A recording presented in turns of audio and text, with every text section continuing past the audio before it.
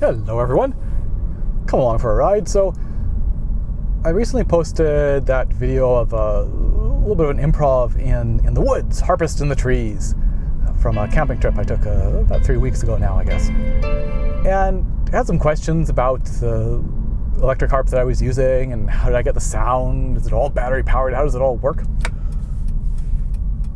And of course I've done quite a few recordings on location now over the past several years. And on location, I mean by outside, not in a studio. And so I thought what I'd do is I'd take you along and just do a recording outside. Nothing spectacular. The weather, it's evening, almost looks as if it's going to rain, but it shouldn't. And not amazing light, I don't think. But anyway, good enough for the purpose. And to just kind of talk about some of the process and what's going on. So both some general maybe recording tips as well as talking about how this little electric harp works and some of the advantages of, in particular, I think an electric harp, but also if you have a pickup, for example, Dusty Strings pickup or something similar on your harp, that can be great when you're filming outside or anywhere on location. So yeah, come along for the ride and let's see what happens. So I'm going to take you to a favorite haunt. It's quite close by. It's a mountain. It's not really a mountain, but it's a hill. It gets us up a little bit, maybe catch a bit of a sunset. I don't know it's quite cloudy. We'll see what the weather's like. Typically what I'll try and do if I'm specifically trying to record a particular piece, in this case I'm just going to do a little bit of an improv, I'll want to do multiple takes, whether I have somebody helping me or not, because what I find easiest is to use the actual audio from the performance. So if you think about a typical music video you might see,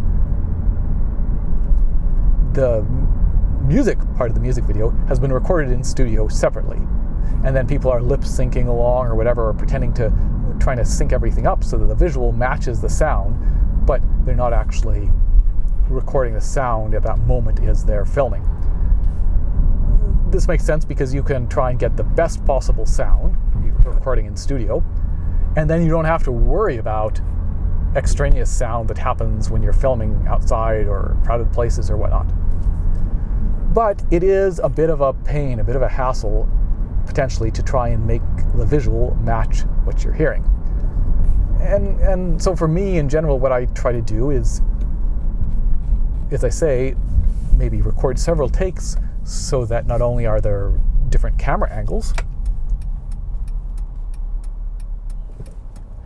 but also so that I have several takes of a particular section. So if I make a mistake at one point, I can use the other take and substitute back and forth and use, again, the actual audio.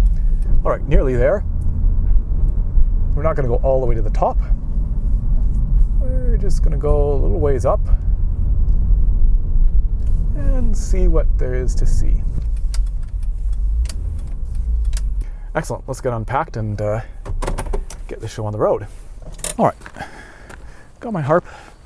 We're going to cross over here and check things out a little bit.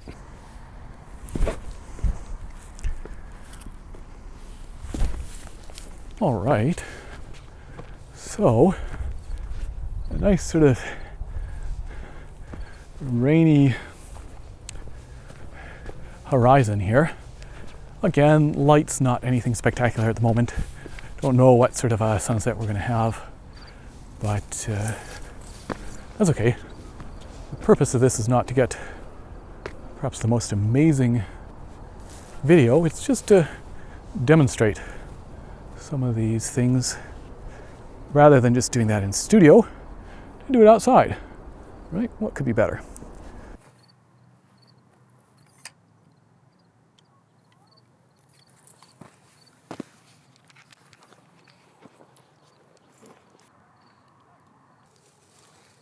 So when you're outside, or anywhere, not in a sort of controlled environment, if you're recording, you're going to be picking up other noises. Sometimes that's nice.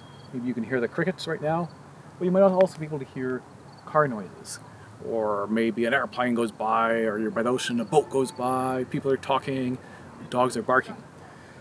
So that's a problem, and again, that's why oftentimes for a music video people record the audio in studio and then try and lip sync or finger sync along with that. So the advantage with something like an electric harp or a pickup is that you can directly record that output. So this harp, right? This harp here, here's what it sounds like. Just as an acoustic sound. So I can hear it, right? Enough that I can get a sense of what I'm playing, what it sounds like.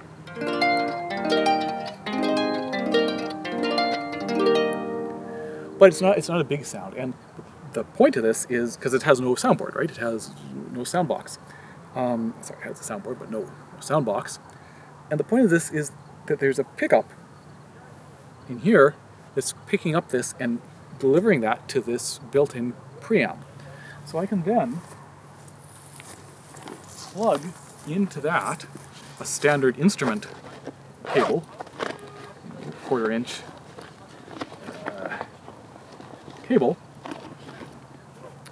and what I can do is plug that directly into a recording device. Now, that sound that it outputs is very similar to what you're hearing here. So just a quick contrast. Here's the actual audio that my ears heard, that we heard on camera.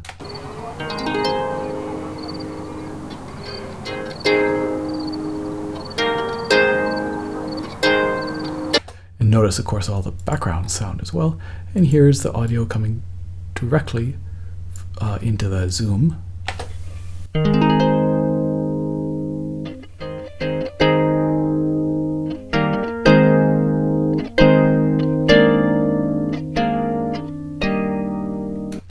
In that, for example, in that recent video, The Harpist in the Trees, I added a whole bunch of reverb afterwards. Just as with electric guitars or anything, often they're running the sound through a bunch of effects, maybe a chorus or a reverb or a delay or whatnot. And you can do the same thing with a harp. I mean, any sort of recorded harp sound, you can always play around with it in post-processing. So here, these are the effects that I had these are the settings that I had for that Harpist in the Trees, for example. So both an impulse response to kind of try to mirror a bit of a sound of a guitar, acoustic guitar, plus a lot of reverb.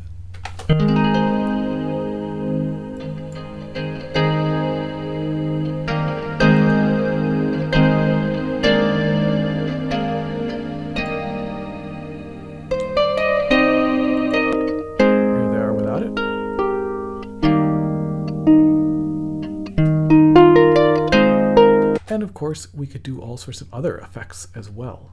Here's, for example, one of the Reaper built-in delay effects.